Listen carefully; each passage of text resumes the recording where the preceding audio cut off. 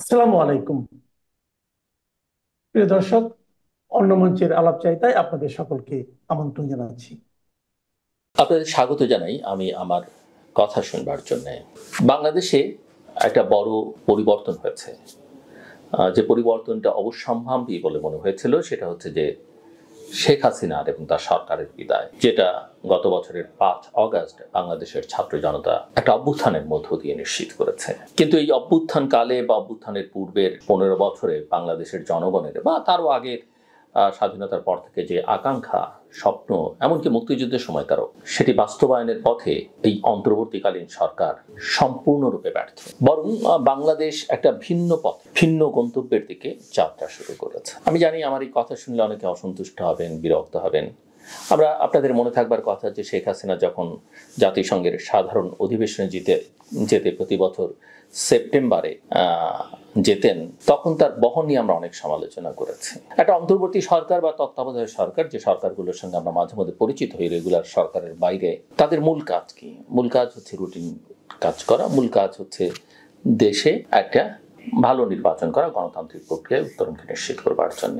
ধরেন সরকারটা যেহেতু একটু বেশি সময় থাকছে, 1 বছর 1.5 বছর, সে কিছু ভালো কাজও করতে পারে এবং এক ধরনের কনসেনসাসের ভিত্তিতে সেটা তারা করতে পারে। কিন্তু একটা সরকারের যার মন্ত্রিসভার বা উপদেষ্টা পরিষদের আয়তন 10-12 জনের প্রায় অর্ধেক যদি বিদেশে থাকে, মানে এই মুহূর্তে যখন আমি কথা বলছি, একটা বড় অংশ প্রধান উপদেষ্টার সঙ্গে নিউ ইয়র্ক গেছেন উপদেষ্টাদের, এর বাইরেও বেশ কিছু উপদেষ্টা বিভিন্ন কাজে দেশের বাইরে, প্রধান উপদেষ্টা বাইরে গেছেনি। আমি জানি না তারা দেশের জন্য কি অর্জন বা কি উদ্ধার করছেন, কিন্তু বাস্তবতা হচ্ছে আমি যেটা দেখছি যে গত 1 বছর ধরে বা তারও বেশি সময় ধরে উপদেষ্টাদের একটা বিদেশ যাত্রার প্রীতি আছে, এবং এই প্রীতির সঙ্গে একটা নতুন মাত্রা যোগ করেছে প্রফেসর মোহাম্মদ ইউনূস।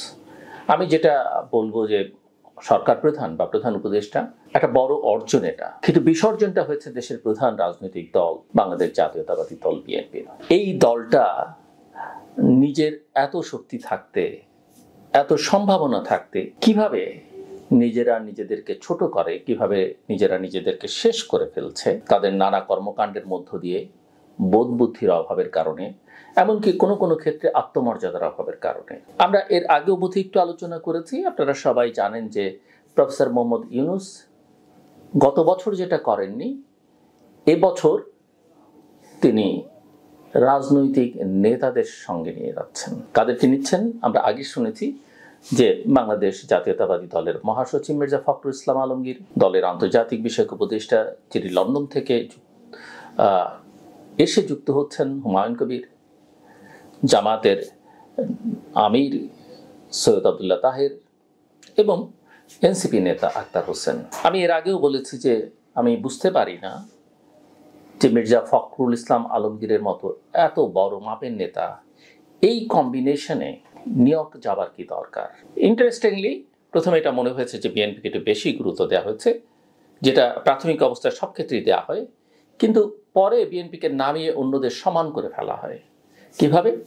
ঠিক যাবার আগে যখন তারা ফ্লাই করবেন, তার আগে দেখা গেল এবং জানা গেল যে আসলে শেষ পর্যন্ত বিএনপির 2 জন, জামাতের 2 জন এবং এনসিপির 2 জন যাচ্ছেন। শেষ মুহূর্তে জামাতের একজন যুক্ত হচ্ছেন, তিনিও ঠিক বিএনপির ওই নেতার মতো মিস্টার হুমায়ুন কবিরের মতো লন্ডন থেকে এসে যুক্ত হচ্ছেন, আর এনসিপির আরেকজন যাচ্ছেন ঢাকা থেকে। সো সমান সমান সমান। আর বাংলাদেশের বাকি রাজনৈতিক দলগুলো উপেক্ষিত, অবহেলিত। প্রশ্ন হচ্ছে এই যে অর্জন এবং বিসর্জনের কথা বললাম, কেন বললাম? আমি আগেই বলেছি যে সরকার এই চেষ্টা বহুদিন ধরে চালিয়ে আসছে যে বিএনপি, জামাত, এনসিপি এরা সমান শক্তির বা সমান গুরুত্বপূর্ণ দল। এটা একজন উপদেষ্টার মুখের আগে উচ্চারিত হয়েছে সংবাদ মাধ্যমের সামনে, যে দেশের 4টে বড় দল, তার মধ্যে ইসলামী আন্দোলনও ছিল, একসময় প্রধান উপদেষ্টার সঙ্গে বৈঠক করেছিলেন, 4টে বড় দলকে নিয়ে করেছেন। এই বড় ছোটর হিসাব নিকাশটা কিভাবে তারা করলেন সেটা আমি বুঝি। বিএনপি বিভিন্ন সময় বিভিন্ন উপদেষ্টার পদত্যাগ দাবি করেছে, তাদের ব্যাপারে আপত্তি জানিয়েছে।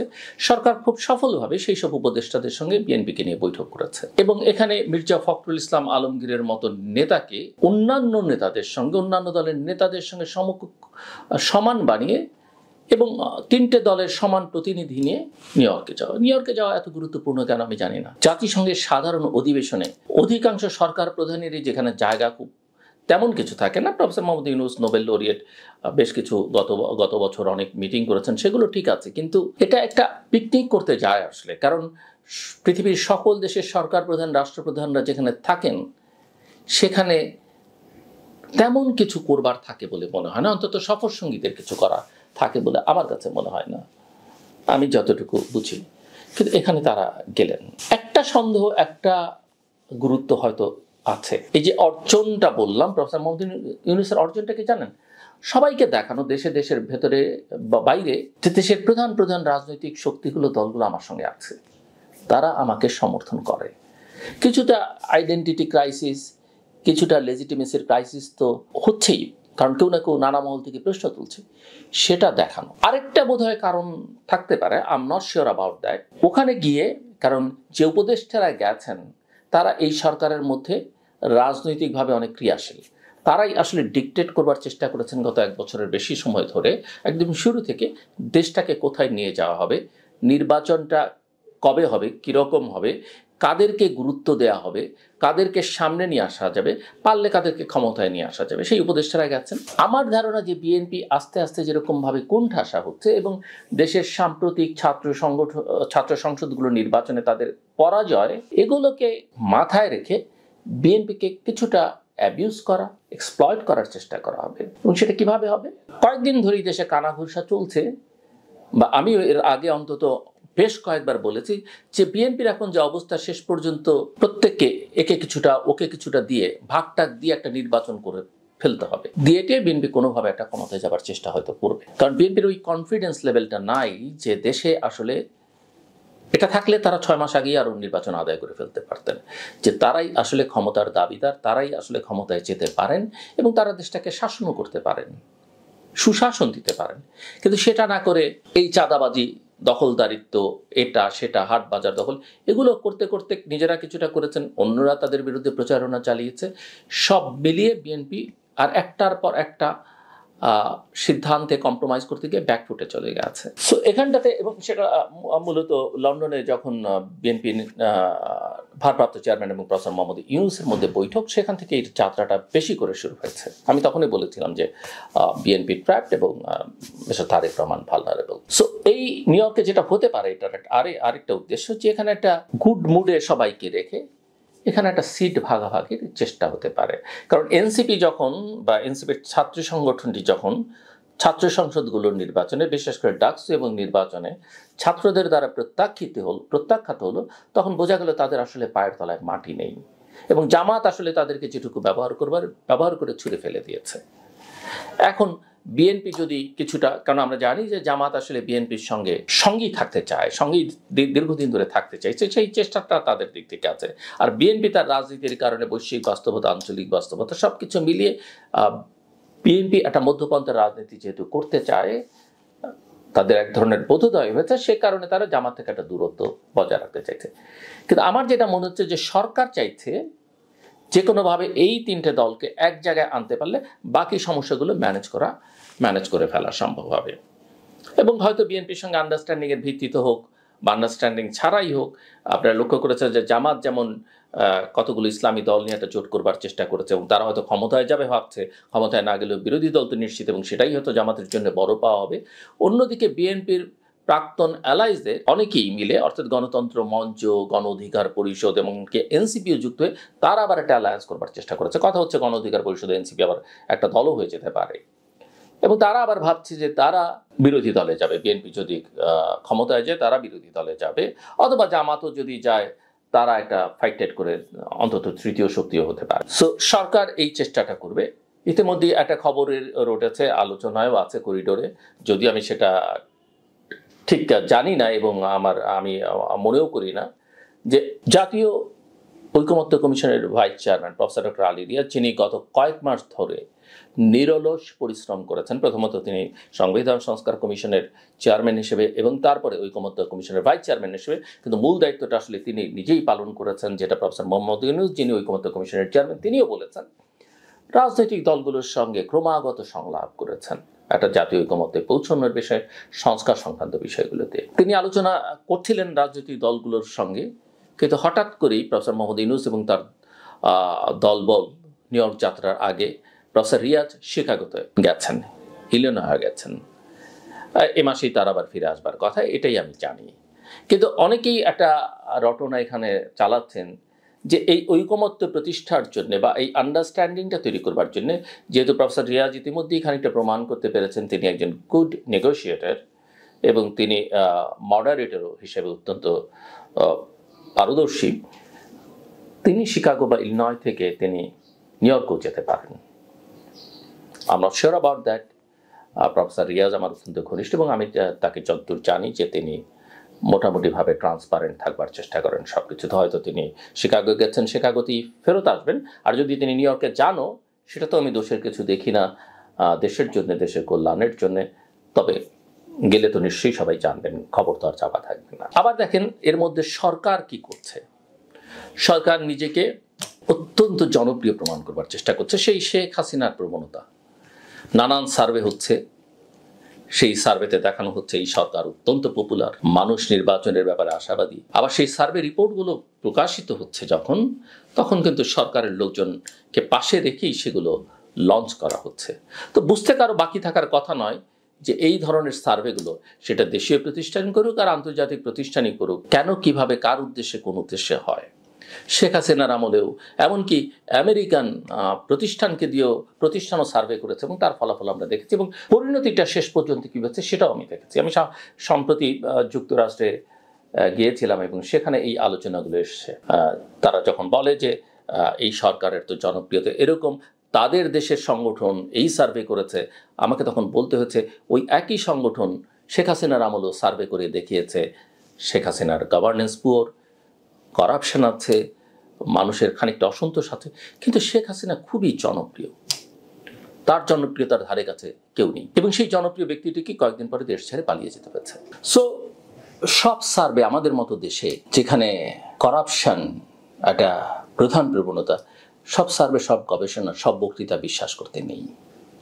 গণমাধ্যমেরও সব কথা বিশ্বাস করবেন না, কারণ আমি বিগত সরকারের আমলে বলতাম যে আমাদের গণমাধ্যম হচ্ছে সোল্ড পাপেট, এখনো কম বেশি তাই। করাপশনের নমুনা, করাপশন নিয়ে অনেক কথা, শেখ হাসিনার আমলের করাপশন, খালেদা জিয়ার আমলের করাপশন, খুবই ভালো কথা, সেগুলোর বিচার আমরা চাই। কিন্তু নজরটা তো দেওয়া উচিত সবার আগে বর্তমানে কি করাপশন হচ্ছে সেটা যদি আপনি অ্যাড্রেস করেন তাহলে ভবিষ্যৎটা ভালো হয়। আর একই সঙ্গে পুরোনোটা তো আপনি হাত দিলে প্রশ্ন ওঠে না। এই এখন দেখেন ভাইরাল একজন ডিসি, তার বদলি বা প্রমোশন সংক্রান্ত বিষয়ে একজন উপদেষ্টা কত কোটি টাকা নিয়েছেন। এরকম উপদেষ্টাদের করাপশন নিয়ে অনেক কথা হয়েছে। একজন বিএনপির একজন চেয়ারপারসনের সচিব, সম্ভবত ফরমার সেক্রেটারি, তিনি নিজেও বলেছেন যে 8 জন উপদেষ্টার দুর্নীতির তথ্য প্রমাণাদি তার কাছে আছে। বিএনপি অবশ্য পরে বিএনপি মহাসচিব বলেছেন যে এটা বিএনপির বক্তব্য নয়, কেন তারা এগুলো বলেন আমি জানি না, কোথায় তাদের ভয় ভীতি। বাট এই যে করাপশনগুলোর কথা আমি বলছি, এই করাপশনগুলো কিন্তু আছে এবং সেগুলো কিন্তু অ্যাড্রেস করা হয় না। আপনি শেখ হাসিনার করাপশন ধরবেন, ভালো কথা ধরেন, তারেক রহমানের করাপশন, শেখ হাসিনা তো অনেক চেষ্টা করেছেন, তেমন কিছু তো আমরা দেখলাম না। সো বর্তমানে করাপশনগুলো নিয়ে অ্যাড্রেস করেন মানুষের আস্থা পেতে হলে। আর রাজনীতির এই যে কেনাবেচা যেটা নিউ ইয়র্কে হতে পারে বলে অনেকে মনে করছেন, এগুলো অনেক পুরনো খেলা, এগুলো দেশকে আসলে কিছু দেয় না। এমনকি যে রাজনৈতিক দলগুলোর এগুলো অংশীদার হয়, ছোট দল বা বড় দল, তারাও কোনো অর্জন করতে পারে না। এবং বিএনপির যদি কনফিডেন্স লেভেল এত পুয়ার থাকে তাহলে আসলে কেনাবেচা বাদ দিয়ে তাদের আপাতত সবকিছু থেকে বিরতি দিয়ে যা করছেন এখন সেগুলো করাই ভালো, কারণ তাহলে ক্ষমতায় গিয়েও তারা দেশ চালাতে পারবেন না। এটাও মোটামুটিভাবে অনেকে মনে করেন যে সেই সক্ষমতাই তাদের এখন তৈরি হয়নি। আর এই সব করে এই নোংরা খেলা বা এই ধরনের আন্ডারস্ট্যান্ডিং এর রাজনীতি করবার মধ্য দিয়ে আসলে রাজনীতিটাকে কলুষিত করা হয়। বাংলাদেশে একটা সুস্থ ধারা রাজনীতি দরকার। একে ওকে দিয়ে সন্তুষ্ট করে যদি, তাহলে জনগণের ভোটের, জনগণের সিদ্ধান্ত গ্রহণ করবার যে ক্ষমতা, জনগণের বাছাই করবার যে অধিকার, সেটা আপনারা দিচ্ছেন কোথায়? অ্যালায়েন্স করবেন, আপনার বড় দলের একজন নেতা বছরের পর বছর ধরে পরিশ্রম করছে, আপনি অ্যালায়েন্স করবার স্বার্থে ছোট দলের যার 10টি ভোট নেই তাকে আপনি মার্কা দিয়ে দিচ্ছেন। এইসব রাজনীতি থেকে আমার মনে হয় এগুলো কোনো দেশেই খুব একটা সুফল দেয়নি। কাজেই আমার মনে হয় এখান থেকে পেরিয়ে আসা উচিত। আর সরকার খুব ভালো, ওই যে করাপশনের কথা বললাম, আরও দেখেন ফ্যাসিস্টের দোসরদেরকে কোথাও জায়গা দেওয়া যাবে। খবর দিচ্ছি আমরা শেখ হাসিনার অত্যন্ত কাছের একজন সামরিক কর্মকর্তা, যিনি প্রধানমন্ত্রীর দায়িত্বে, মানে প্রধানমন্ত্রীর সামরিক সচিবের দায়িত্বে ছিলেন, তাকে বিদেশে এখন রাষ্ট্রদূত নিয়োগ করা হয়েছে, এই সরকার করেছে। সামরিক বাহিনীর অফিসার হলে তাকে ধরতে হবে আমি সেটা বলছি না, পুলিশ কর্মকর্তা হলেই তাকে ধরতে হবে, কিন্তু একদম ব্যক্তিগত কাছের কর্মকর্তা যারা পার্সোনাল স্টাফ, সরকার প্রধানরা তাদের কি করেন, বা ওই লেভেলে প্রাইভেট সেক্রেটারি তাদের কি করেন, যাদের উপরে তাদের পূর্ণ আস্থা থাকে এবং যারা তার অত্যন্ত ঘনিষ্ঠ। নিশ্চয়ই এখানেও কেউ না কেউ তদবির করেছেন, অথবা সরকারের কারো না কারো ঘনিষ্ঠ ব্যক্তি তিনি। আমার ব্যক্তিগতভাবে তাকে নিয়ে কোনো আপত্তিও নেই, সমস্যা নেই, এটা হতে পারে। কিন্তু আমি বলছি, আপনি মুখে বলবেন একটা, করবেন আরেকটা, এটা বন্ধ করতে হবে। সো সব মিলিয়ে মূল কথা, আমি ভালো কিছু দেখছি না। সরকার নানা কৌশলে নিজের ইমেজ বৃদ্ধি করবার চেষ্টা করছে।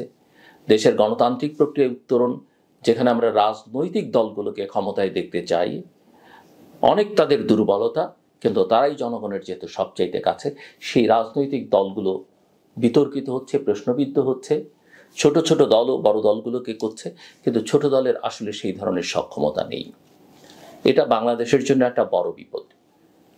এবং কথা শেষ করবার আগে ধন্যবাদ জানাই যুক্তরাজ্য সরকারকে, ধন্যবাদ জানাই অস্ট্রেলিয়ান গভর্নমেন্টকে, ধন্যবাদ জানাই কানাডিয়ান সরকারকে, যে তারা ফিলিস্তিনকে রাষ্ট্র হিসেবে স্বীকৃতি দিয়েছে। এর বাইরেও ইউরোপের অনেক দেশ ইতিমধ্যেই, বেশ কয়েকটি দেশ স্বীকৃতি দিয়েছে। এটা মানবাধিকারের জন্য, গণতন্ত্রের জন্য অত্যন্ত অত্যন্ত প্রয়োজনীয়।